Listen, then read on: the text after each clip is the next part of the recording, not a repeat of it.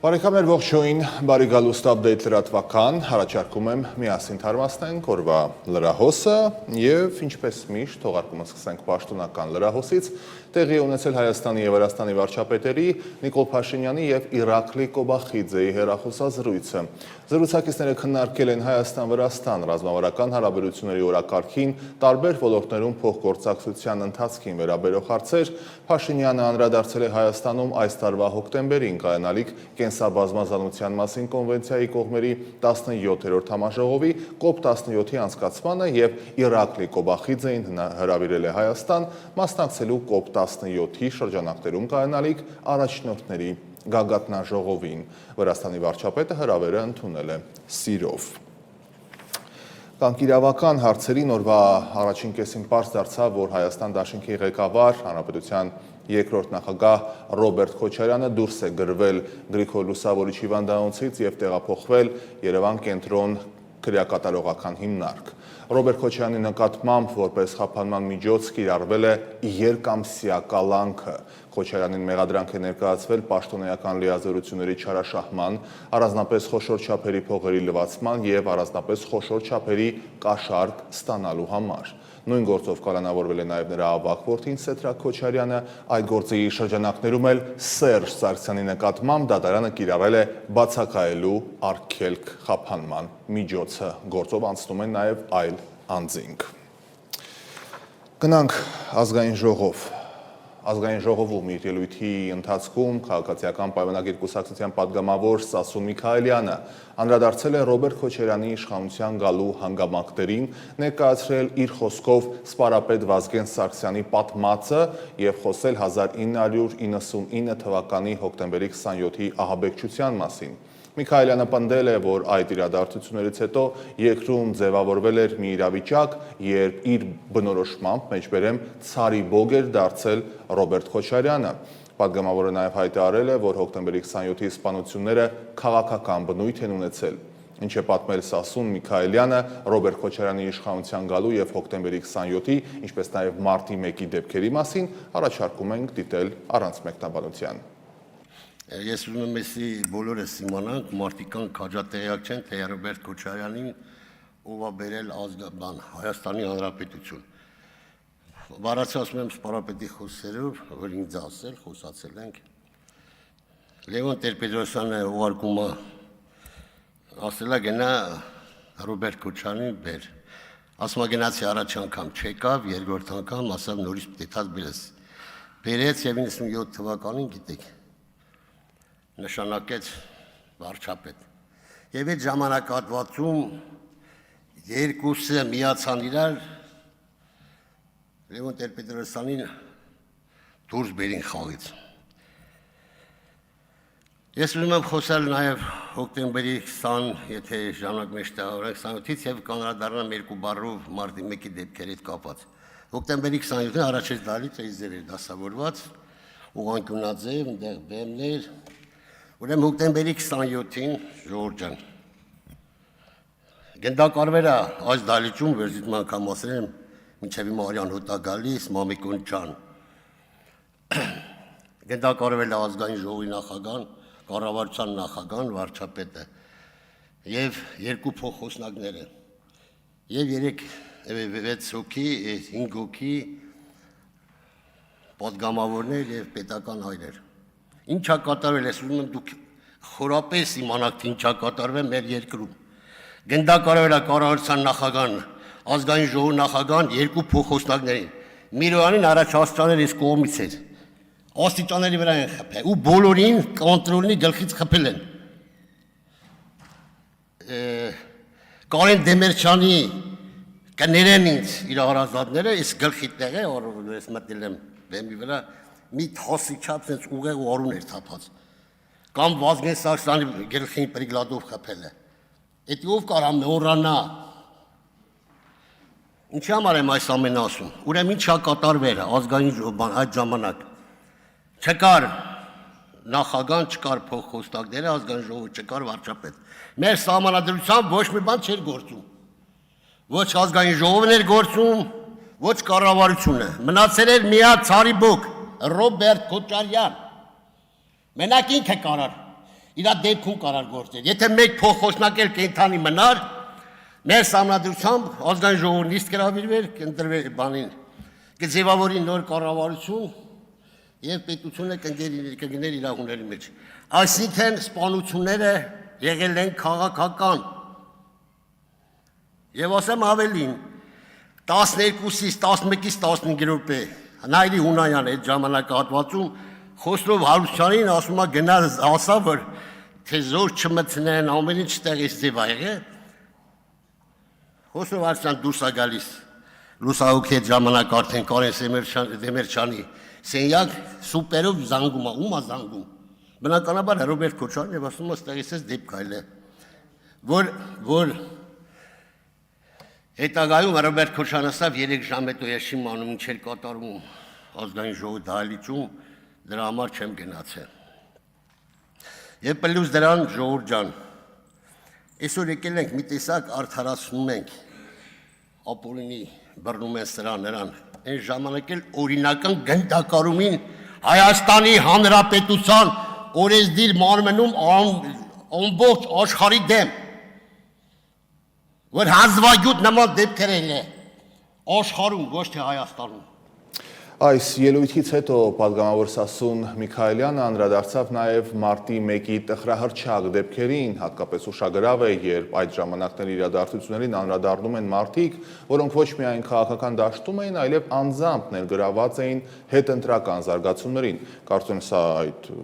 դեպքի ցայտուն օրինակն է։ Այս համատեքստում հիշեցնենք 2008 թվականի նախագահական ընտրություններին հաջորդած բողոքի ցույցերի օրերին Միքայելյանը ակտիվորեն ներգրաված էր ընդդիմության շարժման մեջ եւ հետագայում նաեւ դատապարտվեց մարտի 1-ի իրադարձությունների շրջանակներում։ Առավոտ շուտ մենք Սպենդարյանի արձանի կողքն ենք եղել, ինչ համար են փաստացածում, որ արդեն հոգներ եմ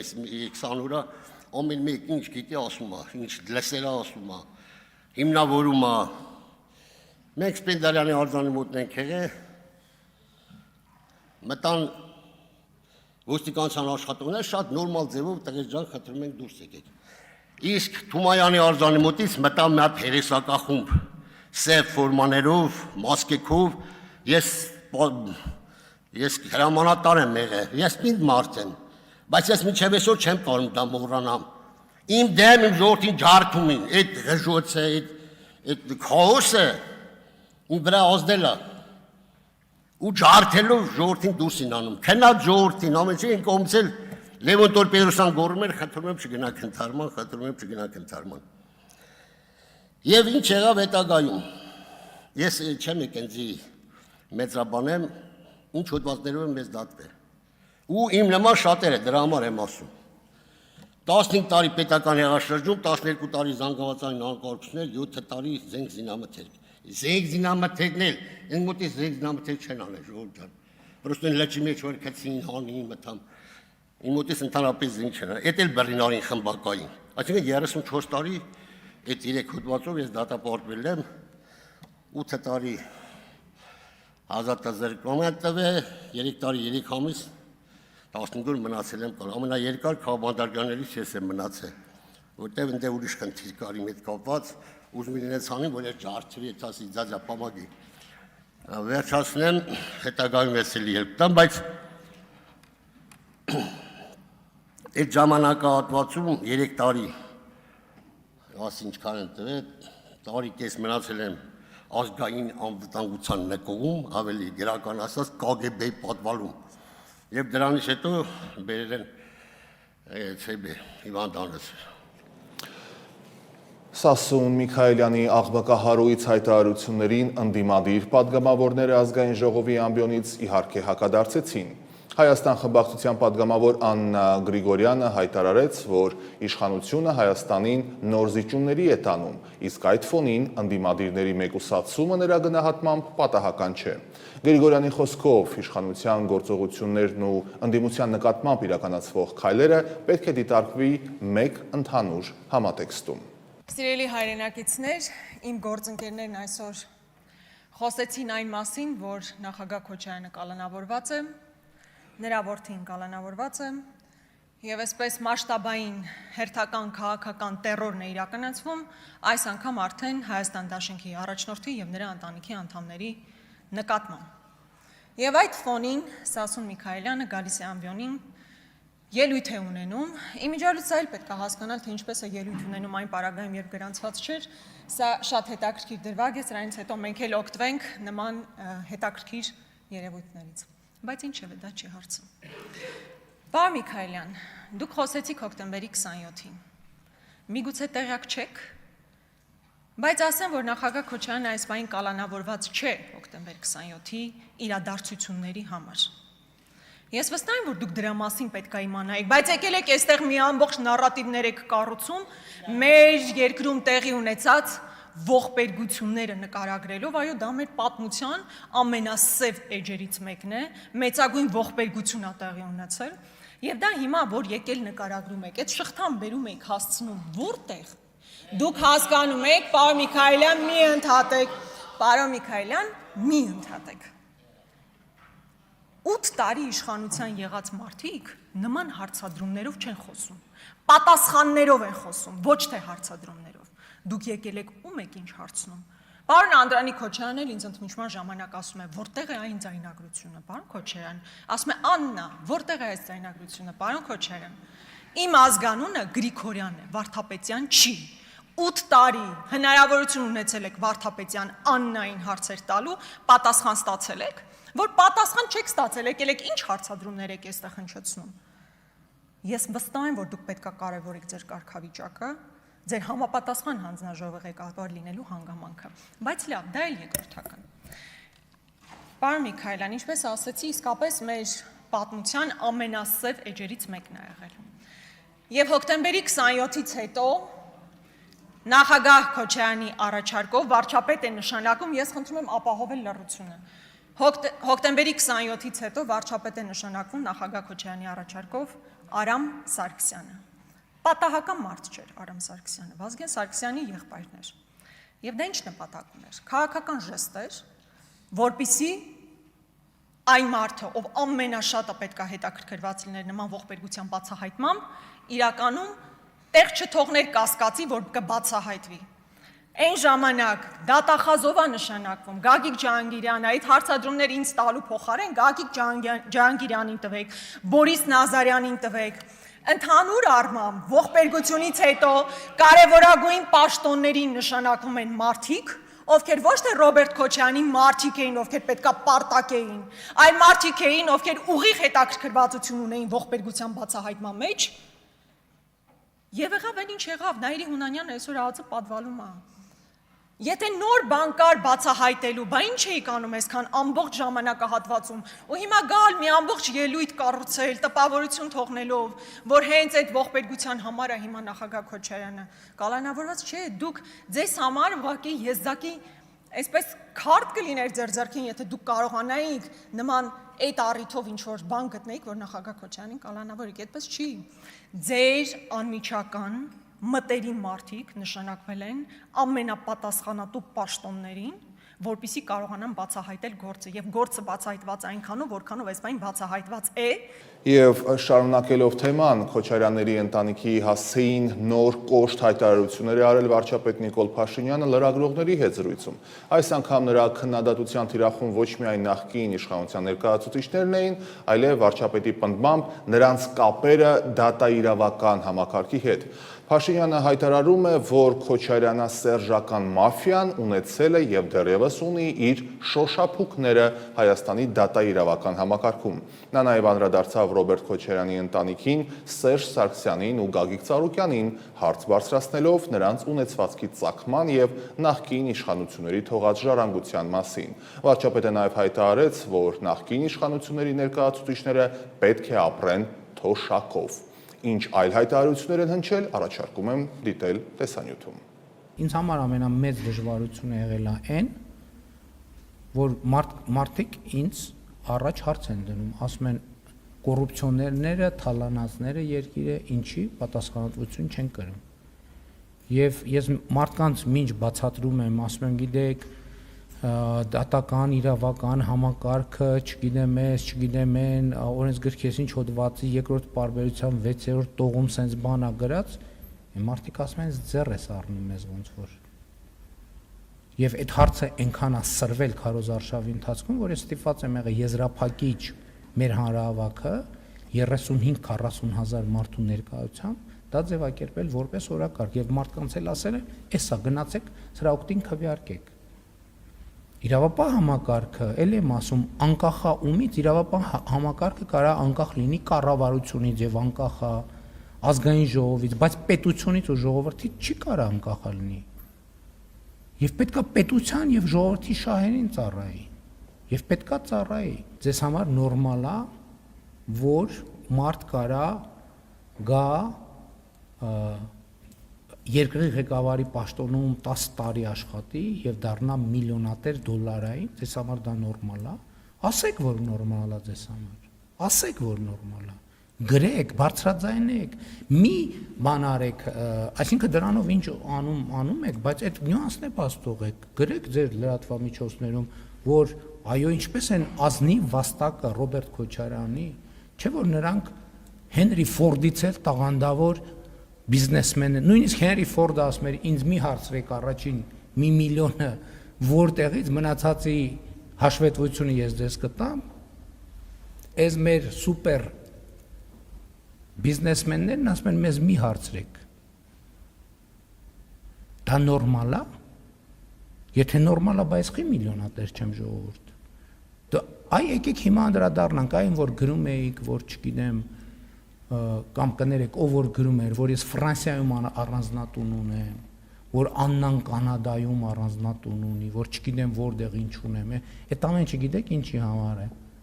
Դրա հեղինակն էլ էին իրանք, ցույց տալով, որ դա նորմալ է, որ գալիս է այդտեղ հայտնվում ես, պետք է սկսես միլիոնատեր դառնալ, որ դա նորմալ չի եւ չի լինելու այդպես։ Ինչ վերաբերում է այն քաղաքացիներին, որոնց մասին դուք ասացիք, ես մեկ ընդմիշտ ասել եմ, Հայաստանի քաղաքացիները, եթե համարում են, որ սխալ է տեղի ունենում եւ պետքա կանգնեցնեն, իրանք իրավունք ունեն հեղափոխություն անեն։ Ունեն այդ իրավունքը։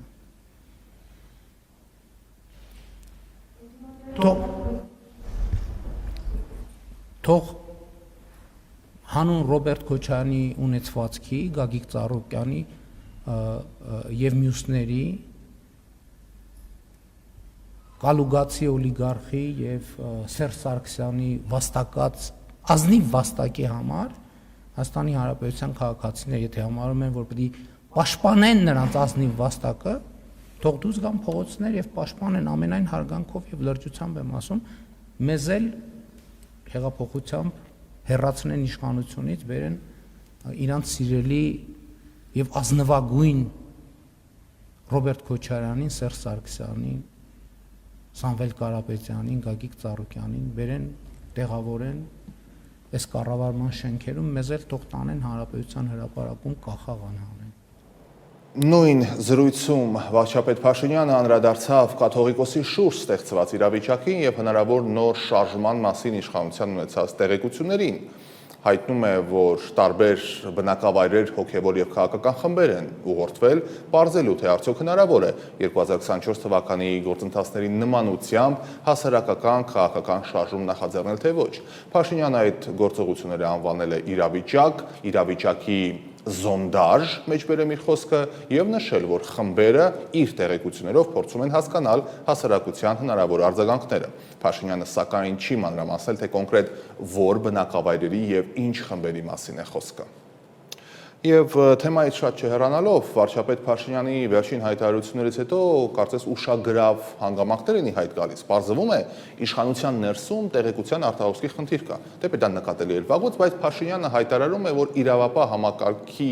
այդ շրջանակներից տեղեկություններ են դուրս գալիս եւ դա կարծես թե առաջին անգամ չէ եւ նա պահանջել է կարճ ժամանակներում բացահայտել իր բնորոշմամբ այդ մեջբերում եմ խլուրդներին։ Հակառակ դեպքում վարչապետը սպառնացել է իրավապահ համակարգում իր որոշումների տիրույթում գտնվող հատվածում զանգվածային ազատումներ իրականացնել եւ հայտնում է, որ անձամբ է մտնելու շենք եւ աշխատանքից ազատելու նրանց, ում հարկ կհամալի։ Դրանց խլուրդ են ասում, չէ՞, իրավապահ համակարգում խլուրդ, որ ներսից ինֆորմացիա դուրս տալի։ Չկասկածեք, այ իրանց հետևից է։ Ես ասացի արդեն, չէ, ասի չեմ նախանձում իրանց։ Որովհետև այո պետության ու ժողովրդի 8 տարվա զայրույթը իրանցից հանելու ենք, իհարկե որևէ ապօրինի բան չանելով։ Ու ես իրավապահ համակարգի առաջ դրել եմ, այդտեղ դրել եմ խնդիր, ասել եմ գտեք։ Եթե կոնկրետ ժամկետում չգտակ, ուրեմն բոլորը լինելու են ես համար, ում նայեմ ասելու եմ ուրեմն ինքն է։ Ունդեղ որտեղ իմ որոշումների տիրույթում է, որոշումներ եմ կայացնելու։ Ուղղակի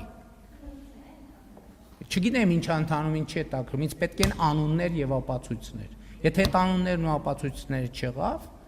ես ուղիղ ասում եմ իրավապահ համակարգի իմ որոշումների տիրույթում գտնվող հատվածում զանգվածային ազատումներ են լինելու։ Այլ որ չասեք, զանգվածային։ Մտնելու եմ շենք, ով աչքից դեմը դուրս եկավ, հրաման եմ տալու ազատելու։ Հա? Սպառնում եմ, ահա որ սաստիկ ձևի սպառնում եմ։ Սաստիկ։ Չէ կատակ չեմ անում։ Բոլոր հնարավոր ասացի որ ով իմ որոշման տիրույթում է, լսեցիք։ Ասում եմ ով իմ որոշումը, ես դատախազ չեմ նշանակում ազատում։ Ով իմ որոշման տիրույթում է։ Կամ ես եմ նշանակում, կամ նշանակում է նա, ում ես եմ նշանակում։ Զանգվածային այդ տեսեք ուղիղ ասում եմ։ Ու ժամանակը գնում է։ Այդ ինֆորմացիա արտահոսքի աղբյուրները չեղավ, զանգվածային ազատումներ են լինելու համակարգում, են կանխավարկածով, որ ոնչ էլ լինի, դա ազատվածների մեջ կլինի։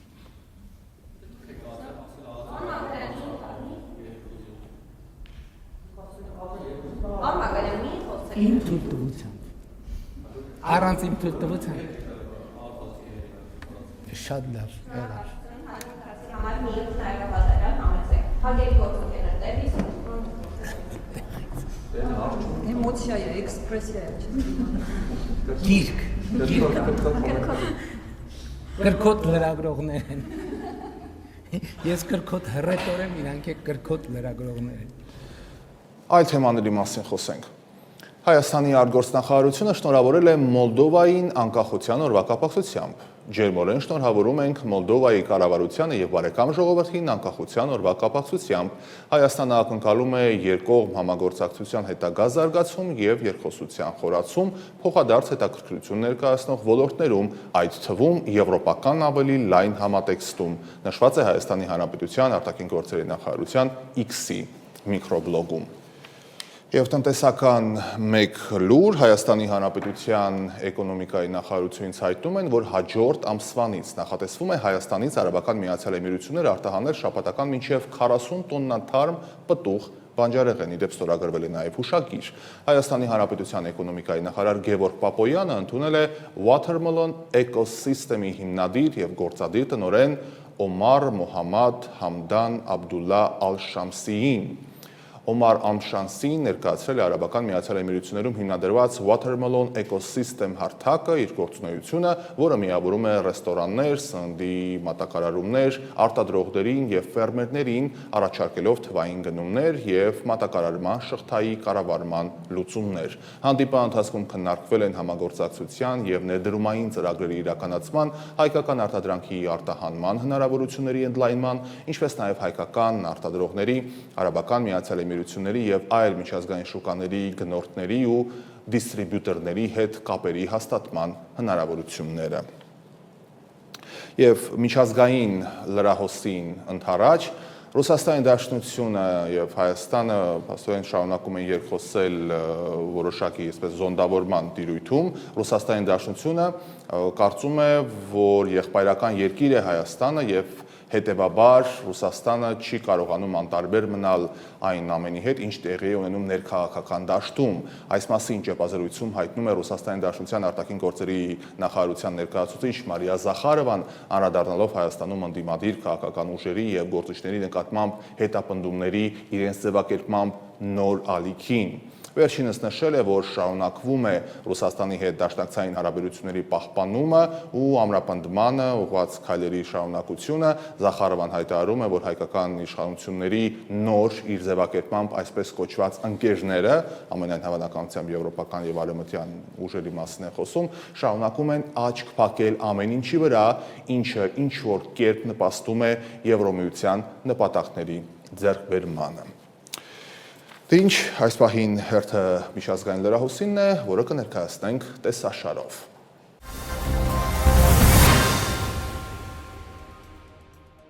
Իրանի նախագահ Մազուդ Փեզեշքյանը հայտարարել է մուսուլմանական երկրների միջև ոչ բավարար չափով տնտեսական համագործակցության մասին, կոչ անելով շտկել իրավիճակը։ Այս մասին հաղորդում են իրանական պետական ԶԼՄ-ները։ Խմբի ներսում արտահանումը կազմում է ընդամենը 19%, ինչը նշանակում է, որ մուսուլմանական մեծամասնություն ունեցող երկրների արտահանման ավելի քան 80%-ը դեռևս դուրս է գալիս երկրների մեր խմբից, հայտարարել է նա հանդես գալով Թեհրանում ընթացող իսլամական միասնության միջազգային խորհրդաժողովում։ Այս առումով Փեզեշքյանը իսլամական համագործակցության կազմակերպության 57 անդամ երկրներին կոչ է արել ամրապնդել տնտեսական փոխգործակցությունը։ Իրանի նախագահը ընդգծել է, որ այդ երկրները գտնվում են կարևոր ծովային եւ ցամաքային ճանապարհների սրտում, ունեն էներգետիկ ռեսուրսներ, երիտասարդ բնակչություն եւ մեծ շուկա։ Փեզեշքյանը իսլամական համագործակցության կազմակերպության անդամներին կոչ է արել միասին աշխատել, չնայած առկա տարաձայնություններին։ Նրա խոսքով ոչ մի մուսուլմանական երկիր իր անվտանգությունը չպետք է ամրապնդի հարևան պետությունների մոտ դրա բացակայության հաշվին, եւ նրանց տարածքները չպետք է օգտագործվեն ի վնաս մյուս մուսուլմանական երկրների։ Ռուսաստանը բոլոր իրավական միջոցները կօգտագործի իր շահերը պաշտպանելու համար, եթե իր սառեցված ակտիվները բռնագրավվեն եվրոպական երկրների կողմից։ Այս մասին հայտարարել է Ռուսաստանի Դաշնության նախագահի մամուլի քարտուղար Դմիտրի Պեսկովը։ Ռուսաստանը կօգտագործի իր իրավական միջոցների ողջ զինանոցը իր շահերը պաշտպանելու եւ նման որոշումներ կայացնողների եւ իրականացնողների նկատմամբ իրավական հետապնդում իրականացնելու համար։ Նրա խոսքերն է մեջբերում Ինտերֆաքս գործակալությունը։ Պեսկովի խոսքով ռուսական ակտիվների նման բռնագրավումը կլինի անօրինական գործողություն եւ դա կունենա իրավական հետևանքներ։ Նեպալում տեղի ունեցած ավերիչ ջրհեղեղի հետևանքով զոհերի թիվը հասել է 332-ի։ Այս մասին հայտնել է Նեպալի ոստիկանությունը։ Նեպալի ազգային աղետների ռիսկի նվազեցման եւ կառավարման վարչությունը հայտնել է, որ անհետ կորած է ավելի քան 910 մարդ, այդ թվում 517 օտարերկրյա քաղաքացի, Նեպալի բանակի 44 անդամ եւ 28 ոստիկան։ Նաեւ նշվում է, որ փրկվել է 351 մարդ։ Ճապոնիայի վարչապետ Սանաե Տակայիչին հայտնել է, որ անհետ կորել է 5 ճապոնացի։ Հնդկաստանի արտաքին գործերի նախարարությունն իր հերթին հայտնել է, որ Նեպալում անհետ կորել է առնվազն 288 հնդկաստանի քաղաքացի։ Չինաստանի արտաքին գործերի նախարարությունը հայտնել է, որ Նեպալում անհետ կորել է Չինաստանի մոտ 100 քաղաքացի։ Ջրհեղեղը տեղի է ունեցել օգոստոսի 26-ին Նեպալի եւ Չինաստանի սահմանին։ Ըստ տեղեկությունների Չինաստանը 141 փրկարար է ուղարկել Գիրոնգի շրջան։ Տիբեթում հաստատվել է 3 մարդու մահ, 558 մարդ անհետ կորած է։ Ընդհանուր առմամբ երկու երկրներում անհետ կորած է շուրջ 1400 մարդ։ Նեպալի պաշտոնյաների նախնական հաղորդագրությունների համաձայն ջրհեղեղի պատճառ կարող էր դառնալ տարածքում տեղի ունեցած երկրաշարժի հետևանքով սառցադաշտի ստորին մասի փլուզումը։ Ֆրանսիայի հյուսիս-արևմուտքում գտնվող Կանն քաղաքում օգոստոսի 26-ի ուշ երեկոյան մի տղամարդ մեքենայով մխրճվել է մարդկանց բազմության մեջ, որի հետևանքով զոհվել է 2, վիրավորվել 10 մարդ։ Ըստ դատախազի տեղակալի տեղի ունեցած միջադեպը ամենայն հավանականությամբ ահաբեկչական դրդապատճառներ չունի։ Տեղական պաշտոնյա Դեյվիդ Կլավիերի խոսքով տեղի ունեցած միջադեպի հետևանքով 7 մարդ ծանր վիճակում է, իսկ 3-ը թեթև վնասվածքներ ունեն։ Ոստիկանության աղբյուրը հայտնել է, որ վրաերթը ենթադրաբար տեղի է ունեցել կռվից հետո։ Կլավիերը նշել է, որ մեքենան դիտավորյալ մխրճվել է կայարանի դիմացի փողոցում գտնվող հետնյոտների մեջ։ Կլավիերի խոսքով կասկածյալը Ռուսաստանում ծնված 26-ամյա տղամարդ է, որը հետախուզական ծառայություններին հայտնի չէր, իսկ ոստիկանությանը հայտնի էր միայն ճանապարհային երթևեկության կանոնների խախտումների համար։ Ոստիկանությունը հայտնել է, որ կասկածյալը փախել է դեպքի վայրից, սակայն ավելի ուշ ձերբակալվել է Կանից մոտ 20 կիլոմետր հեռավորության վրա։ Տեղեկություններ են հաղորդվել, որ զոհերը եւ տուժածները 17-ից 40 տարեկան տղամարդիկ են։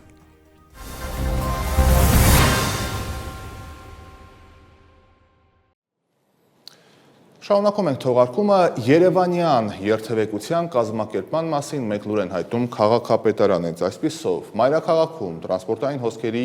անցանելիությունը եւ ճանապարհային երթևեկության անվտանգությունը ավելացնելու նպատակով սույն թվականի օգոստոսի 28-ից երթևեկության կազմակերպման փոփոխություն է կատարվելու Արամի փողոցում, մասնավորապես Աբովյան, Արամի փողոցների խաչմերուկից մինչև Արամի փողոց 7 հասցեն արգելվելու է փոխադրամիջոցների կանգառը եւ կգործի տարհանիչ։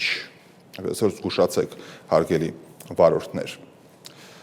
Ընթանանք առաջ, Հայաստանի Հանրապետության արտաքին գործերի նախարարությունը ցավակցական ուղերձ է հղել Նեպալում եւ Չինաստանում ջրհեղեղի հետևանքով զոհվածների ընտանիքներին։ X-ի միկրոբլոգում արված գրառման մեջ Հայաստանի Հանրապետության արտաքին գերատեսչությունը մասնավորապես նշել է մեջբերում եմ. Խորապես վշտացած ենք Նեպալում եւ Չինաստանում մոլեգնող սարսափելի ջրհեղեղների լուրերից, որոնք բազմաթիվ զոհերի ու ավերածությունների պատճառ են դարձել։ Անկեղծ ցավակցություն ենք հայտնում բոլոր զոհերի ընտանիքներին եւ աղոթում բոլոր տուժածների շուտապույտ ապաքինման համար, մեջբերման ավարտ։ Օգոստոսի 26-ին Նեպալի եւ Չինաստանի սահմանին տասնյակ մետր բարձրությամբ հեղեղի ալիքը ամեն ինչ քշել տարել է իր ճանապարհին։ Ավերվել են գյուղեր, շենքեր, ճանապարհներ, կամուրջներ, հիդրոէլեկտրոկայաններ։ Նեպալի պաշտոնյաների նախնական հաղորդագրությունների համաձայն ջրհեղեղի պատճառ կարող էին դառնալ տարածքում տեղի ունեցած երկրաշարժի հետևանքով սառցադաշտերի ստորին մասերի փլուզումները։ Կանք մեր խնդիրներին եւ առաջիկա տոնի Հայաստանի Հանրապետության անկախության տոնի կապակցությամբ տեղեկություն է տարածվում, որ Հայաստանի Հանրապետության անկախության 35-ամյակի կապակցությամբ Երևանում, Կապանում, Վանաձորում, Գյումրիում եւ Իջևանում նախատեսված տոնական միջոցառումների համար կառավարության պահոստային ֆոնդից 1 միլիարդ 326 միլիոն 969 հազար դրամ է հատկացվելու։ Կրթության, գիտության, մշակույթի, սպորտի նախարարության նախագծի համաձայն ամենամեծ գումարը 1 միլիարդ 31 միլիոն 453 հազար դրամը նախատեսվում է սեպտեմբերի 21-ին Երևանի Հանրապետության հրապարակում անցկացվելիք գլխավոր տոնական միջոցառման համար, ակնկալվում է շուրջ 40 հազար հանդիսատես։ Եվ վերջում իհարկե եղանակի մասին Երևանում օգոստոսի 27-ի երեկոյան հնարավոր է 28-ին կեսօրից հետո 29-ին 31-ին սեպտեմբերի 1-ին գիշերը կեսօրից հետո սպասվում է կարճատև անձրև եւ ամպրոպ։ Հանրապետության տարածքում օգոստոսի 27-ին կեսօրից հետո օգոստոսի 28-ից 31-ը եւ սեպտեմբերի 1-ին գիշերը կեսօրից հետո եւս շրջանների զգալի մասում սպասվում են կարճատև անձրև եւ ամպրոպ։ Օգոստոսի 28-ից 31-ը առանձին շրջաներում անձրևները կլինեն բավականին հորդարատ, հնարավոր է նաև կարկուտ, օդի ջերմաստիճանը աստիճանաբար կնվազի 7-ից 9 աստիճանով։ Դե ինչ, շնորհակալություն ուշադրության համար, այս եթերաժամի համար այսքան, իսկ մենք կհանդիպենք հաջորդ թողարկմանը, լավ եղեք։